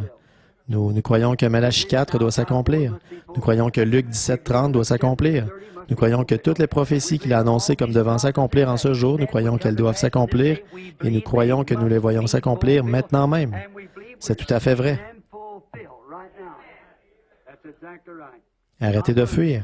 Ne sortez pas de sa présence, mais entrez dans sa présence. C'est vrai. Et je sais que c'est ce que vous désirez parce que là dehors, j'ai vu des plaques d'immatriculation du Texas, de la Louisiane et de partout. C'est pour ça que nous sommes ici, non pas pour fuir sa présence, mais pour accourir dans sa présence. Revenez, descendez de... Était un Jonas, si vous vous êtes demandé vers où aller ou que faire, venez. Embarquez avec nous sur le bateau ce soir. Nous allons à Tarsis pour crier ou à Ninive pour crier. Nous laissons ce bateau pour Tarsis y aller s'ils le veulent. Nous avons un devoir envers Dieu, un message dont nous sommes responsables. Alors, pendant la semaine qui vient, ce soir, c'est juste un petit préliminaire pour que vous sachiez. Si j'écris, frère, c'est que je suis seul responsable d'un message. Vous, les prédicateurs qui êtes assis ici, je ne suis pas ici pour vous blesser. Et vous, les femmes et les hommes, quand nous en viendrons à cette affaire du mariage et du divorce, je veux que vous vous souveniez de ce soir. J'ai dit tout ça pour vous faire comprendre ceci. Je ne suis responsable qu'envers Dieu. Et puis je suis responsable envers vous aussi. Responsable de vous dire la vérité. Et je ne vous dirai rien d'autre que la vérité à condition que Dieu me fasse connaître la vérité. Tant que je ne connaîtrai pas la vérité, je ne dirai rien à ce sujet. Voyez-vous, je ne dirai rien là-dessus. Mais je crois vraiment que Dieu me montre la vérité sur le mariage et le divorce, et j'ai confiance qu'il me permettra de le faire ressortir. Et d'autres messages que j'ai l'intention d'apporter cette semaine, ce sont qui est ce Melchisédek, où Dieu a-t-il choisi de mettre son nom, et certaines choses comme ça, qui sont des messages à venir, et les douleurs de l'enfantement, et certains autres dans le même ordre d'idée, et pour compléter, un homme qui choisit son épouse.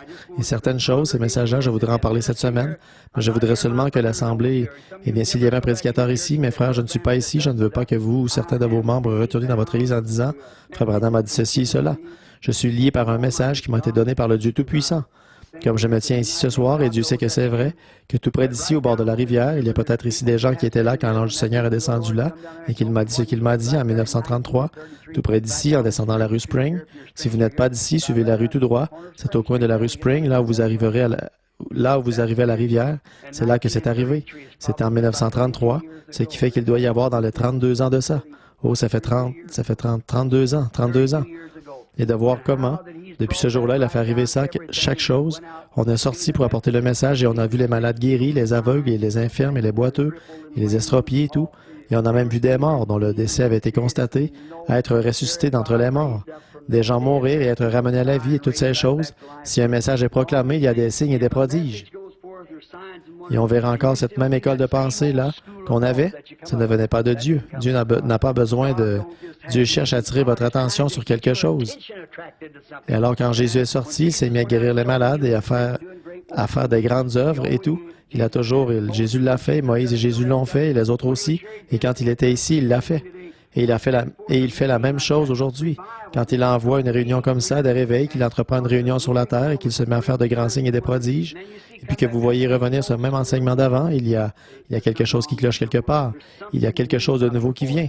Quand Jésus est venu, après, quand c'est un bon rabbin, il pouvait aller à n'importe quelle chaire et prêcher quand il guérissait les malades. Quand en haut, ils aimaient bien l'avoir là. Mais un jour, quand il s'est assis et qu'il a dit « Moi et mon Père, nous sommes un », au frère, il n'a plus été tellement populaire après ça. Quand il a dit « Si vous ne mangez ma chair et ne buvez mon sang, vous n'avez pas la vie en vous-même. Mais celui qui mange ma chair et qui boit mon sang a la vie éternelle, et je le ressusciterai au dernier jour. » À partir de ce moment-là, il n'a plus été tellement populaire. Il disait « Cet homme est un vampire, cet homme est un Béelzébul. » C'est pour ça qu'il a pu faire ces choses-là. Il peut dire la bonne aventure, il regarde dans leur esprit et il perçoit leurs pensées. C'est un diseur de bonne aventure. Mais ce que c'était, c'est qu'il était la parole de Dieu manifestée pour cette heure-là. Il était lié par le devoir. Il a dit « Je fais toujours ce qui est agréable à mon Père. » Que Dieu nous aide à faire la même chose, à faire ce qui est agréable au Père. Et j'espère que vous comprendrez.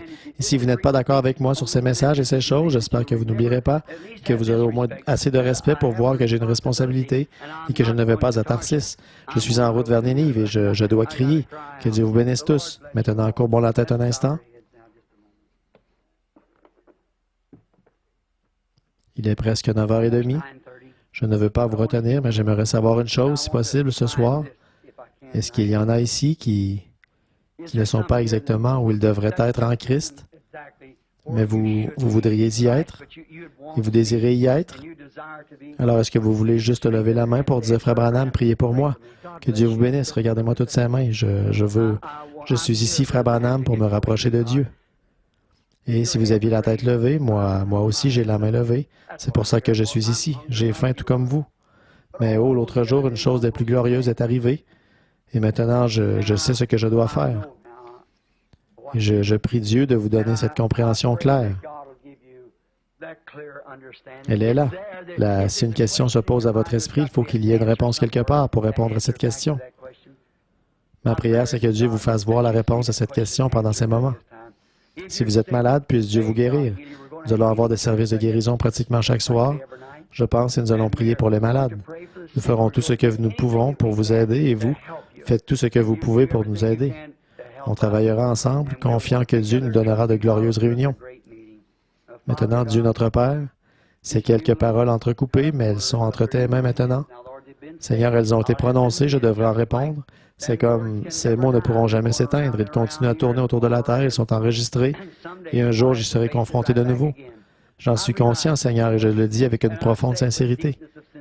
Dieu bien-aimé, ce soir, je prie pour chacun de ceux-ci, tes enfants, et ô Dieu, je veux croire qu'avant la fin de cette semaine, ils comprendront que la question qui les préoccupe tant ce soir sera réglée. Accorde-le, Seigneur. Il y en a ici qui ne te connaissent pas encore comme leur Sauveur, Père, ou qui n'ont peut-être jamais été remplis du Saint-Esprit. Que ce soit fait ce soir. Seigneur, je ne peux remplir personne du Saint-Esprit, pas plus que je ne peux sauver qui que ce soit. Je peux seulement leur dire ce que tu as dit. Heureux ceux qui ont faim et soif de la justice, car ils seront rassasiés. Et je te prie, ô Dieu, de créer une telle faim dans leur cœur.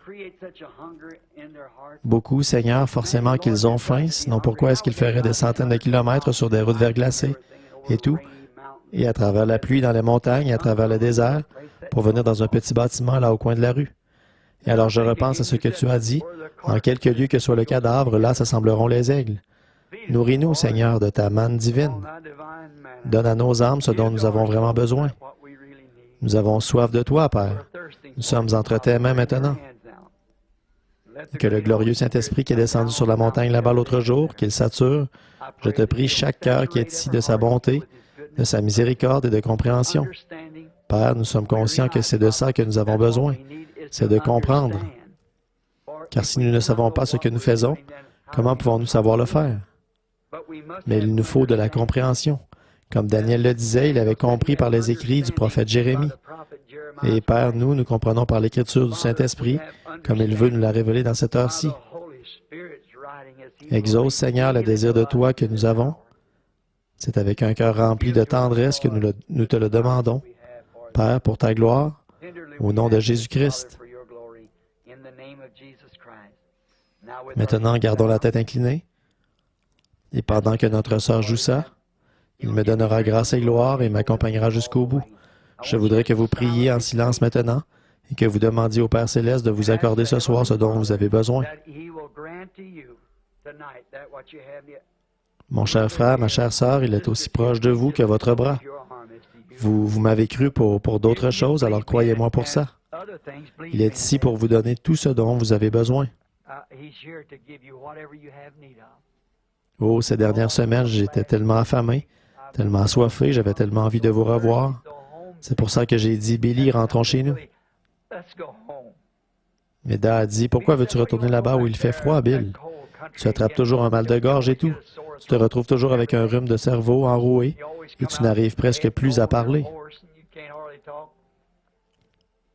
J'ai dit, eh bien, je ne sais pas. Je lui ai dit, je vois mon ami Charlie Cox assis là-bas. Je lui ai dit, je suis impatient d'entendre Charlie dire, le petit écureuil a grimpé sur cet arbre là-bas. J'ai tellement envie d'entendre ça. Je veux être avec vous. C'est tout. Je sais que mon frère Banks a été très malade. Je l'ai vu en vision ici il n'y a pas longtemps. Il était allongé sur le dos. Et je sais qu'il a bien failli nous quitter dernièrement. Quand je vous regarde, chacun de vous, l'autre soir, j'entrais à la réunion des hommes d'affaires chrétiens, l'International, le vieux Pop Chakarian, le père de Demos. D'habitude, il était assis là, et il regardait jusqu'à ce que j'entre, alors il souriait et me saluait avec ce petit signe de la main qu'il me faisait. Là, il n'y était pas, il est parti. Et puis j'ai dû aller vers cette famille avec un ainsi dit le Seigneur, leur fille aussi va mourir, Florence. Je l'ai vue en vision, je l'ai vue partir. Je sais qu'elle s'en va. Et j'ai dit, priez, priez. Vous savez, il y a un prophète une fois avait été chargé d'aller dire à un roi de mettre sa maison en ordre. Alors il a prié et il lui a prêté vie pour 15 ans de plus. J'ai dit, priez, mes devoirs et je reviens. L'autre jour, j'étais assis là dans un restaurant en train de manger. Un homme s'est avancé vers moi, il m'a dit, tu es bien Billy Branham, n'est-ce pas? J'ai dit oui. Il n'a pas dû me reconnaître à cause de ça, là, que je porte pour couvrir l'endroit chauve sur ma tête. Je portais ce petit postiche pour éviter d'attraper un mal de gorge pendant cette série de réunions. Il s'est approché de moi et il a dit, je pensais bien que c'était toi, Billy. J'ai dit oui, j'ai dit, et toi, qui es-tu? Il a dit, je suis John Warman. J'ai dit, comment va Zip? Il a dit, Billy, il est mort. Aïe. Je passais dans le palais de justice, j'étais allé payer ma taxe d'habitation. Et comme je passais dans le palais de justice, une femme m'a interpellé, elle a dit, savez-vous que John est mort? Ou un autre nom. Ce n'était peut-être pas John, peut-être Ed ou quelque chose, et j'ai dit, je ne reconnaissais pas la dame, je me sentais gêné. Et elle s'est rendue compte que je ne savais pas qui elle était. Elle a dit, est-ce que vous vous souvenez de cette nuit sombre où la rivière en crue emportait les maisons dans la rue Chestnut, quand vous avez risqué votre vie pour entrer dans une maison et en faire sortir une femme et des jeunes enfants? J'ai dit, c'était vous? Elle a dit, cette femme, c'était moi. Elle s'était mise à hurler pour son bébé, vous connaissez mon histoire. Elle a dit, celui que j'appelais mon bébé, il est marié, il a une famille. Voyez, et la voilà âgée, le cheveu gris. Et moi aussi. Comme si une par une, nos cartes étaient retirées du fichier. Quand on a des réunions, je vois que celui-ci n'est plus là et que celui-là n'est plus là. Il nous faut tous partir un jour ou l'autre. Mais frères, sœurs, il y a un lieu de rassemblement. Assurons-nous bien d'être en règle. Voulez-vous le faire, que toute notre compréhension de Dieu et tout, que tout ça ne soit pas en vain? Croyons. Père, ils sont entre tes mains, je suis entre tes mains, Seigneur. Si nous sommes ici maintenant, c'est seulement pour nous consacrer avant cette série de réunions qui va commencer demain soir. Veux-tu nous aider, Seigneur, que nos conversations soient constamment centrées sur toi, que nos cœurs et nos esprits soient toujours fixés sur toi. Et alors, tu as dit que tu nous garderais dans une paix parfaite. Il est également écrit dans la Bible, ne t'appuie pas sur ta propre compréhension des choses. Ô Dieu, nous ne voulons pas notre compréhension, nous voulons ta compréhension des choses. Donne-nous cela, ô Dieu, et qu'un réveil vienne dans nos âmes, à tel point que ce groupe de gens sera d'un seul cœur et d'un même accord. Accorde-le, Père, accorde ces choses, puisque nous prions dans le nom de Jésus-Christ.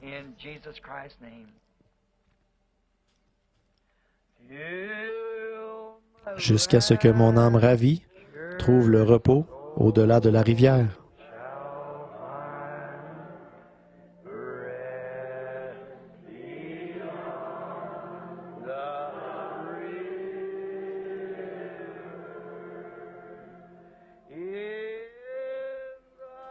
dans la croix, dans la croix.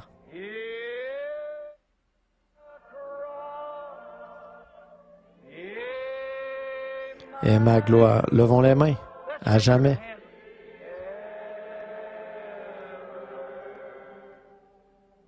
Jusqu'à ce que mon âme ravie trouve le repos au-delà de la rivière.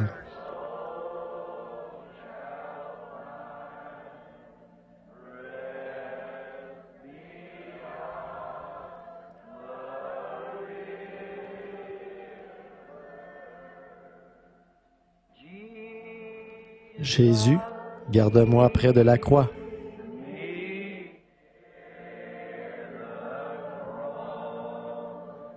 Là, une précieuse fontaine.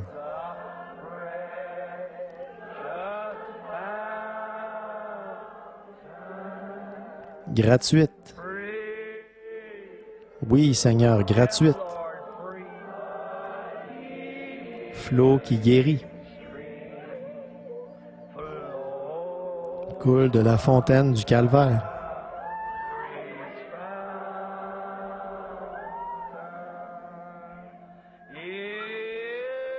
Dans la croix. Dans la croix. Et ma gloire à jamais.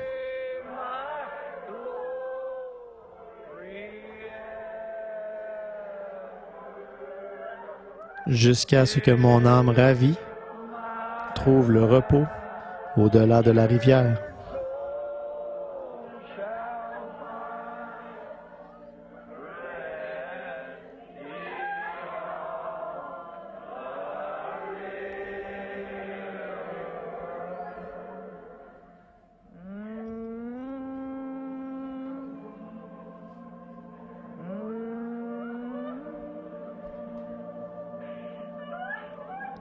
Ô Dieu, s'il y en a parmi vous qui auraient à cœur de venir s'agenouiller autour de l'autel, si vous avez envie de venir pour dire « Je ne suis pas où je devrais être, Seigneur, je veux me reconsacrer, je veux le faire ce soir, Seigneur. » Alors je vous invite à venir.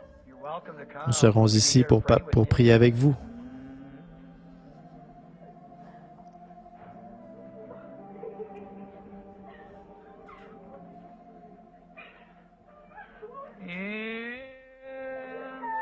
Dans la croix. Dans la croix. Oh, aie ma gloire à jamais.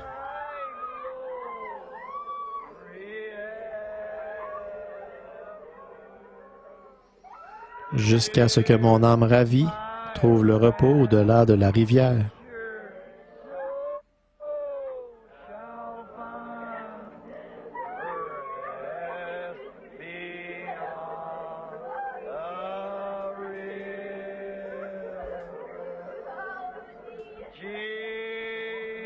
Jésus, garde-moi près de la croix.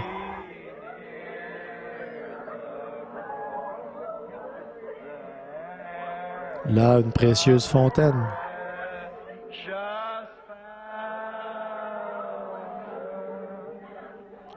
Gratuite pour tous. Un flot qui guérit.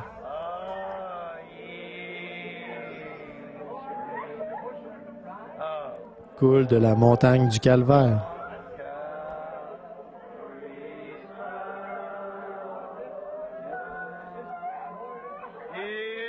Dans la croix. Dans la croix. Et ma gloire à jamais.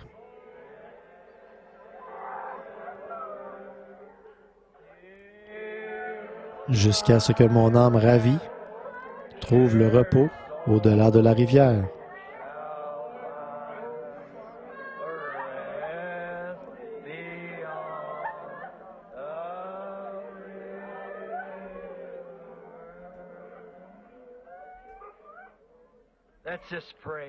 Prions chacun à sa façon maintenant. Oubliez donc l'heure. Courbons simplement la tête dans sa présence. Il y a cette petite dame ici qui crie « Jésus, je t'aime ». Vous vous souvenez quand vous avez été sauvés il y a bien des années? Vous vous souvenez comme c'était doux pour vous? Il est tout aussi doux ce soir. Prions chacun à sa façon maintenant. Consacrons-nous. Consacrons-nous donc. Consacrons-nous donc tous à Dieu.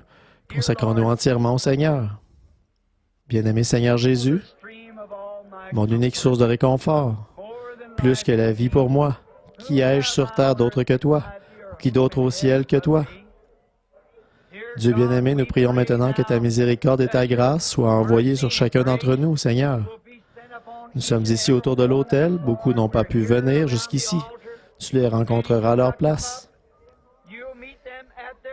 Quoi que nous offrions, Seigneur, tu es prêt à l'accepter. Si nous t'offrons seulement notre temps, tu l'accepteras. Du talent, tu l'accepteras. Mais Seigneur Dieu, ce soir, nous allons plus loin que ça. Nous offrons tout ce que nous sommes, tout ce que je suis, tout ce que je peux m'attendre à être. Tout est en toi, Seigneur. Nous te prions de prendre nos prières que voici dans ton cœur, Seigneur, et de nous donner de la grande profondeur du Saint-Esprit afin que nos vies soient changées.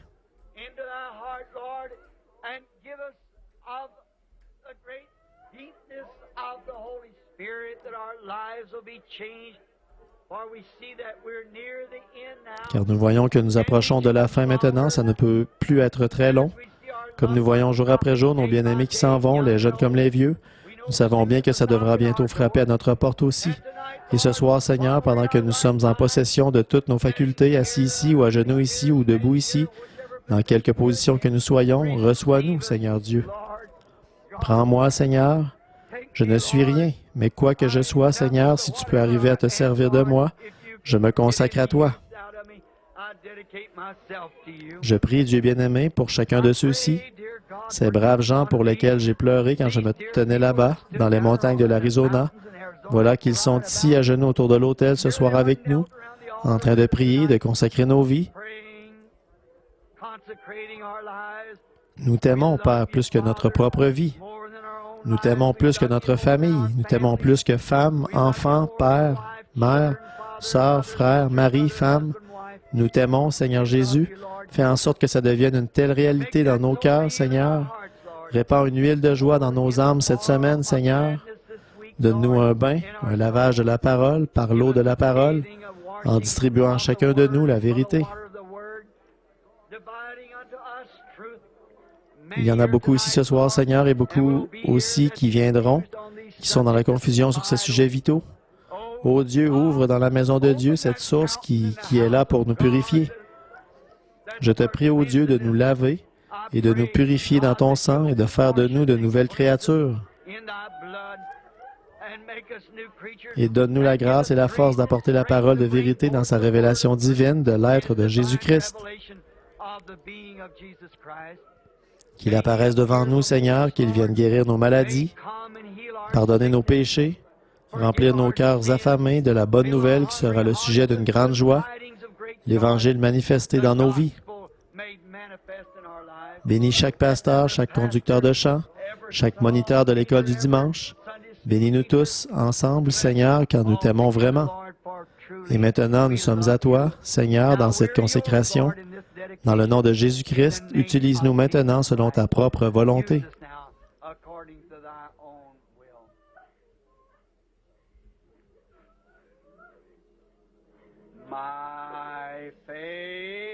Ma foi regarde vers toi. Toi, agneau du calvaire.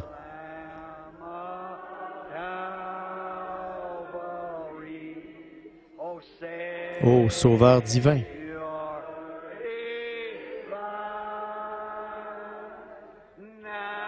Exauce ma prière.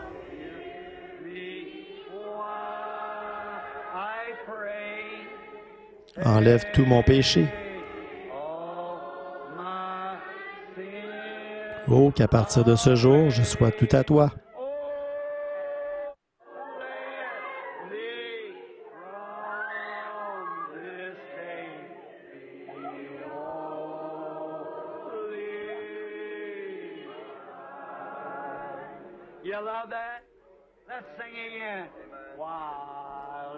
Vous aimez ça? Chantons-le encore. Comme je marche dans le sombre labyrinthe de la vie et que les chagrins autour de moi se multiplient, toi, sois mon guide. Ordonne que les ténèbres se changent en jour.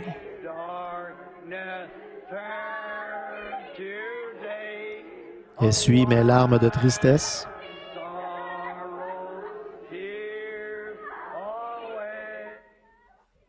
Et que jamais je ne m'égare loin de toi.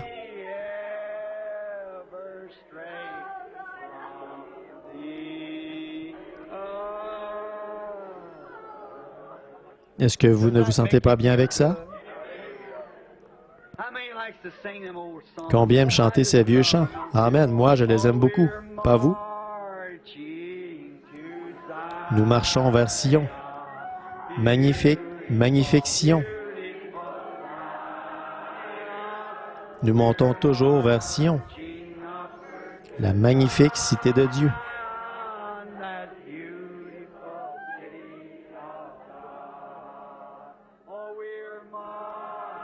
Nous marchons vers Sion.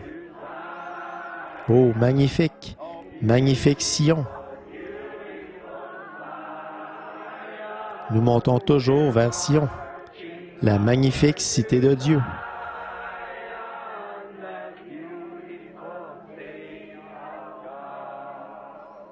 Venons, nous qui aimons le Seigneur. Faisons connaître nos joies. Chantons ensemble d'un même cœur. Chantons ensemble d'un même cœur. Et entourons le trône. Entourons. Maintenant, levons-nous pour le chanter. Serrez-vous la main les uns les autres. Marchons vers Sion. Dieu vous bénisse, sœur. Dieu vous bénisse, sœur.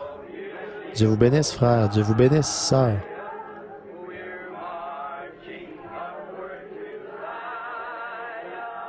La magnifique cité de Dieu. Levons les mains vers Dieu maintenant. Oh, nous marchons vers Sion. Magnifique, magnifique Sion. Nous montons toujours vers Sion, la magnifique cité de Dieu.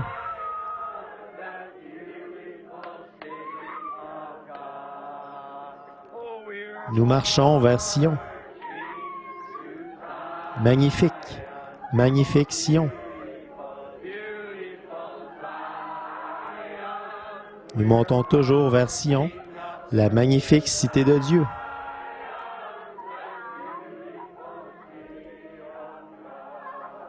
Est-ce que vous ne vous sentez pas merveilleusement bien avec ça? Oh là là, oh levons les mains et louons-le chacun à sa façon. Seigneur Jésus, toi, la rose de Saron, le lys de la vallée, l'étoile brillante du matin, le plus beau entre 10 000 pour mon âme.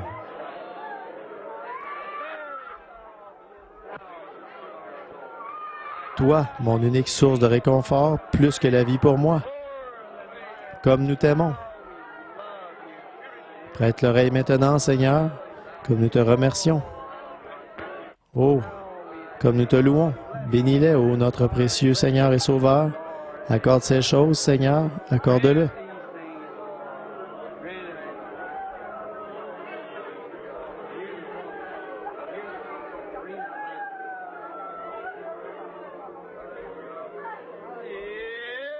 Près de la croix,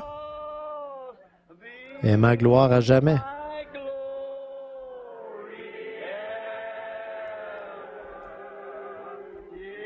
Jusqu'à ce que mon âme ravie trouve le repos au-delà de la rivière.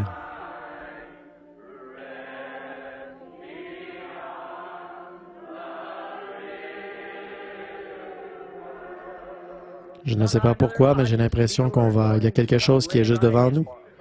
Maintenant, souvenez-vous, je crois que je suis en train de prophétiser. De grandes joies nous attendent. Croyez-le, c'est vrai, beaucoup de cœurs attristés seront De grands mystères seront éclaircis et la tristesse des gens se changera en joie.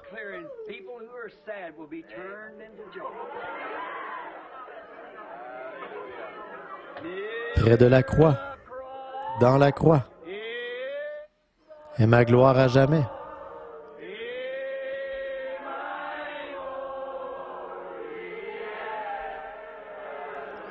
Jusqu'à ce que mon âme ravie trouve le repos au-delà de la rivière.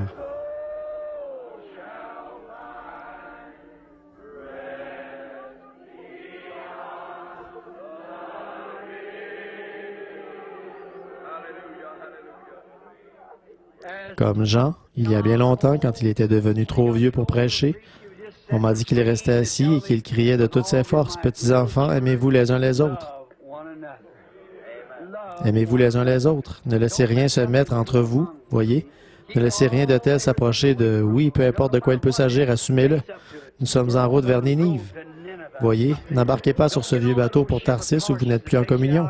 Avançons vers le flot des bénédictions de Dieu. Je crois que nous en aurons. Je crois à notre Père. Vous vous sentez mieux maintenant, sœur? C'est bien. C'est comme ça que j'aime voir naître les enfants, les voir percer.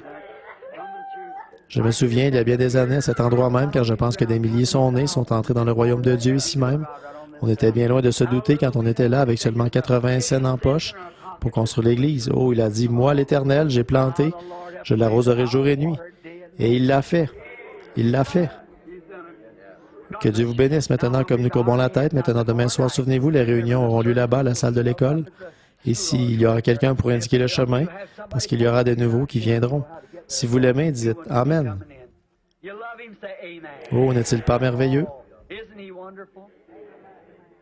Je me tenais ici au bord de la rivière et je chantais ce vieux cantique. Au bord du Jourdain, je me tiens. Pensez donc, il y a 30 ans de ça, 33 ans de ça. Mes yeux se portent au loin. Je vois là-bas mon Canaan, terre de mon trésor. Et beaucoup de ceux que j'ai baptisés ce soir-là sont là-bas maintenant. Ils se tenaient là, ils ont vu de leurs yeux cette étoile du matin, quand elle est descendue des cieux en tournoyant comme ça et qu'il a été dit, comme Jean-Baptiste a été envoyé pour apporter, comme précurseur de la première venue de Christ, ton message sera le précurseur de la seconde venue. Comment est-ce qu'on aurait pu l'imaginer? Mais toutes les paroles de Dieu sont vraies, toutes les paroles de Dieu. Nous vivons dans la présence du grand roi. Que Dieu vous bénisse. Pendant que nous courbons la tête, je vais demander à notre frère Neville, notre précieux pasteur, de s'avancer pour terminer la réunion par un mot de prière. Que Dieu vous bénisse, frère Neville.